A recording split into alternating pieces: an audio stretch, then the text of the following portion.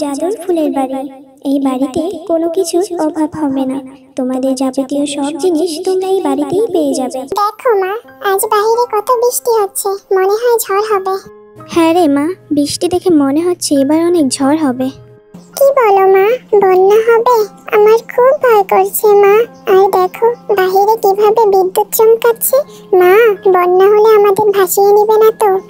তুই ভয় পাস না রে মা, আল্লাহ যা করে মানুষের মঙ্গলের জন্যই করে। আর আমি তো তোর সাথেই আছি মা। অনেক রাত হলো, চল এবার ঘুমিয়ে পড়। এ কথা বলে মা ও মেয়ে ঘুমিয়ে পড়ে। মা, ও মা, দেখো না আমাদের ঘরে কত পানি হয়ে গেছে। হ্যাঁ রে মা, তাই তো দেখছি। এবার এবার আমাদের কি হবে? এই ছোট মেয়েটাকে নিয়ে আমি কি করব? কোথায় যাব? মিনা, তুই এখানেই বস, আমি একটু বাইরের পরিস্থিতিটা দেখে আসছি। এ কি, বাইরেতে দেখি অনেক পানি। বন্যা হয়েছে তো হয়েছে, পথ ঘাট সব ডুবিয়ে দিয়েছে। আর যেভাবে পানি বাড়ছে, এভাবে ঘরে বসে থাকলে আমরা একদম নিরাপদ নই। যাই, মিনাকে নিয়ে ঘরের চালে আশ্রয় নিই।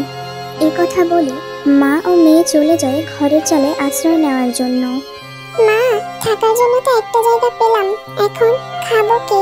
আমার যে খুব খিদে পেয়েছে মা। মারে, আমাদের কাছে তো আপাতত খাওয়ার মতো কিছুই নেই রে মা, তবে কয়টা শুকনো মুড়ি আছে, তুই ওগুলো খেয়ে নিতে পারিস। দাঁড়া, আমি মুড়িগুলো বের করছি। ঠিক আছে মা, চলো আমি আর তুমি মিলে এই মুড়িগুলো খাই। না রে মা, তুই খা, আমি এখন খাবো না, আমার খিদে পাইনি, আমি পরে খাবো।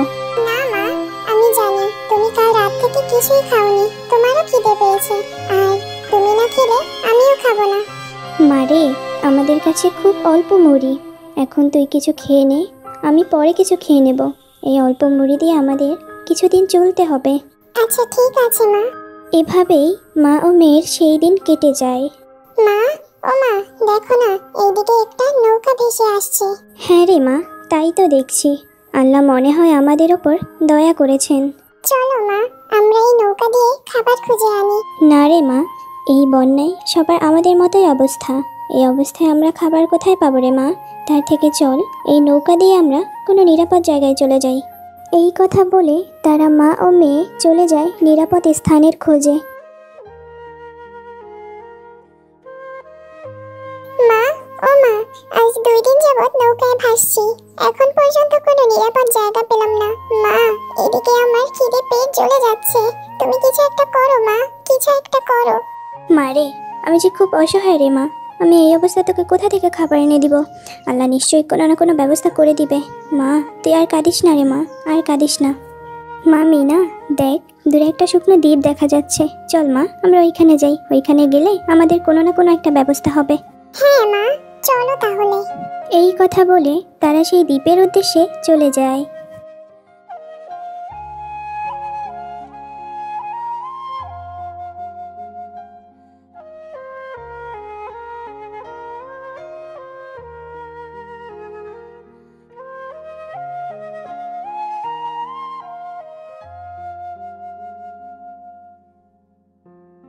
মা, মা, দেখো না দ্বীপটা কত সুন্দর, এটা কোন জায়গা মা? জানি না রে মা, তবে আমি আর কখনো এত সুন্দর জায়গা দেখিনি। চল মা, সামনে আগিয়ে দেখি কোনো খাবারের সন্ধান পাই কিনা। মা, ও মা, কোনো খাবার পেলাম না মা, আমি যে আর হাঁটতে পারছি না মা, আমার যে খুব কষ্ট হচ্ছে মা। মা, আর একটু কষ্ট কর মা, আর একটু কষ্ট কর, দেখবি আল্লাহ সব ব্যবস্থা করে দিবে। এই পরি, তুই তাড়াতাড়ি তোর জাদুর কাঠি আমার নামে করে দে। তোর জাদুর কাঠি পেয়ে আমি সর্বশক্তিমান হব, আমি সর্বশক্তি লাভ করব। তুই তাড়াতাড়ি তোর জাদুর কাঠি আমার নামে করে দে। দুষ্টতান্ত্রিক, তুই আমার দেহ পাবি কিন্তু আমার মন পাবি না, বুঝেছিস দুষ্টতান্ত্রিক? মা, দেখো না মা, ওই দুষ্টতান্ত্রিক পরীটাকে আটকে রেখেছে আর তার কাছ দিয়ে তার জাদুর কাঠি চাইতেছে। আমাকে ছেড়ে দে বলছি, ছেড়ে দে, ছেড়ে দে। মা, তুমি কিছু একটা করো মা, কিছু একটা করো, না হলে যে ওই দুষ্টতান্ত্রিক পরীটাকে মেরে ফেলবে। ওই দুষ্টতান্ত্রিকের হাত থেকে পরীটাকে বাঁচাতেই হবে। হ্যাঁ রে মিনা, তুই ঠিকই বলেছিস, আমাদের ওই অসহায় পরীকে বাঁচাতেই হবে, না হলে যে ওই দুষ্টতান্ত্রিক পরীটাকে মেরে ফেলবে। মা, তুই এখানেই দাঁড়া, আমি দেখছি কি করা যায়, ওই পরীটাকে যে আমাদের বাঁচাতেই হবে। হ্যাঁ মা, যা করার তাড়াতাড়ি করো, তবে সাবধান, ওই দুষ্টতান্ত্রিক তোমারও ক্ষতি করতে পারে। এরপর শিফা ওই পরীটাকে বাঁচানোর জন্য এগিয়ে যায়। তবে রে দুষ্টু পরি, তুই এভাবে তোর জাদুর কাঠি আমার হাতে দিবি না, আমি বুঝেছি। যেহেতু আমি সর্বশক্তি লাভ করতে পারবো না, তুই তোর জাদুর কাঠি আমাকে দিবি না, তাই আমি তোকে আর বাঁচিয়েও রাখবো না, তোকে আমি শেষ করে দিব। শেফা পরীটাকে বাঁচানোর জন্য ওই দুষ্টতান্ত্রিককে লাথি মেরে আগুনে ফেলে দেয়। পড়ে গেলাম রে, আমি মরে গেলাম রে, পড়ে গেলাম।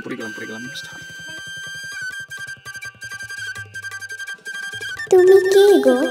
ওমা, তোমার সাথে তো দেখছি তোমার মেয়েও আছে। তবে তোমাদের অনেক ধন্যবাদ।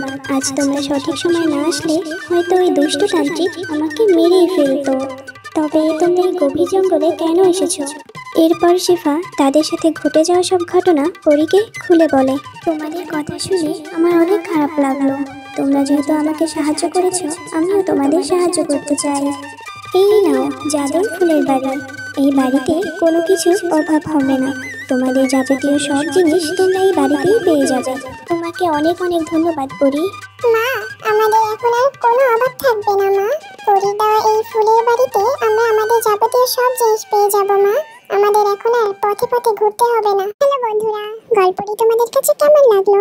গল্পটি তোমাদের কাছে ভালো লাগলে চ্যানেলটিকে সাবস্ক্রাইব করে দাও আর পাশে থাকা বেল আইকনটি প্রেস করে আমাদের পাশেই থাকো। ধন্যবাদ।